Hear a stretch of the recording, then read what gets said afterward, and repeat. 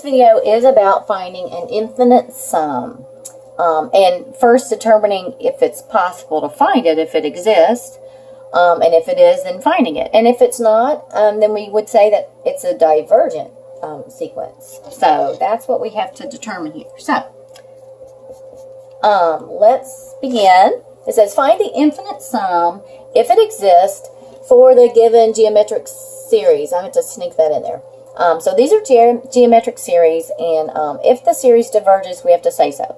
So they told us these are geometric series, so we know that.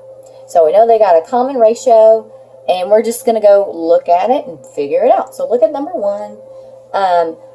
What is happening to this? What are we multiplying by each time to get our new term? And so an easy way to do this is to pull out two terms that are side by side. So I'm going to choose the whole numbers. I'm going to take 1 and -3. And what you do is you take the one further down the road. I'm calling him 1. And you divide it by the one in front of it, -3. And so what I found is that I am thinking that r is equal to -1/3. So I'm going to try this out.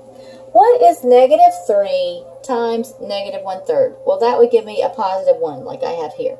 What is 1 times -1/3? Well, that would give me a -1/3, like I have here. So I feel confident that for this geometric series, the common ratio is -1/3. So what do I do with that? Well, there is a formula that we can use to find the infinite sum. S sub infinity for a geometric series is equal to a sub 1 over 1 minus r. And this is only for sequences where the common ratio is less than 1. If it's not less than 1, what we would say is, oh, this is a divergent series. That's what we would state. Okay, so in this case, what is the absolute value of r? It is less than 1. It's 1/3. That's less than 1. So we can definitely find the infinite sum here. So this is how we do it. For number 1, s sub infinity is going to equal to a sub 1. What is a sub 1? Well, it is -3. That's the first term that we see. It's -3 divided by 1 minus r. So 1 minus -1/3.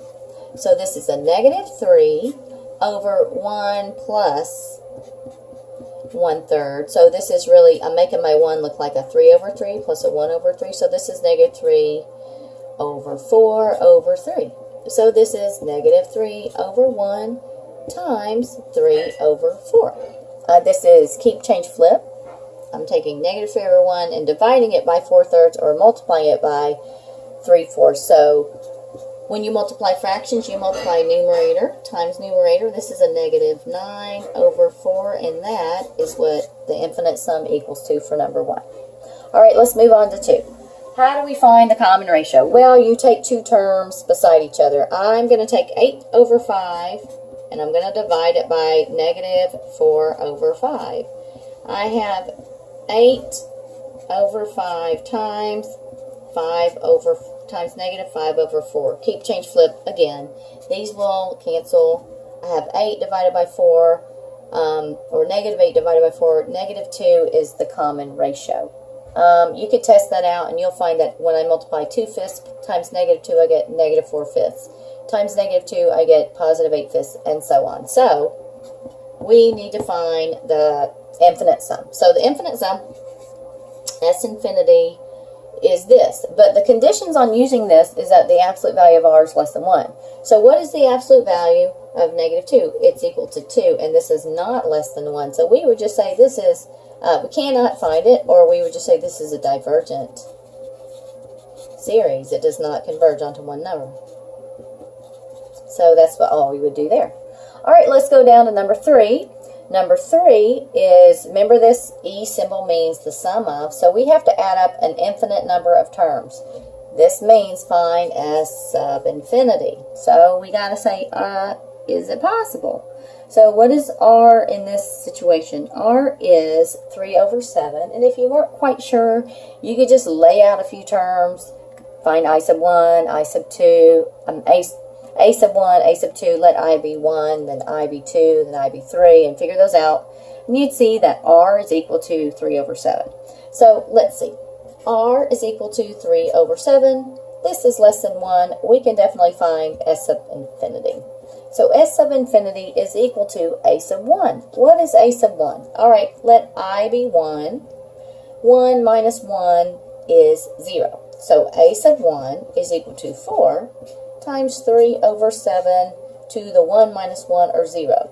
3 over 7 raised to the 0 power is a 1. This is 4 times 1. This is the number 4. That's what A sub 1 is for. So S sub infinity is going to be 4 over 1 minus R, which we said that's 3 over 7. This is 4 over 7 over 7 minus 3 over 7. I got a common denominator for my 1 right there. So this is 4 over 7 minus 3 is 4 over 7. This is 4 over 1 divided by 4 over 7, or multiplied by 7 over 4. These will cancel, and we find that the infinite sum for this sequence is 7.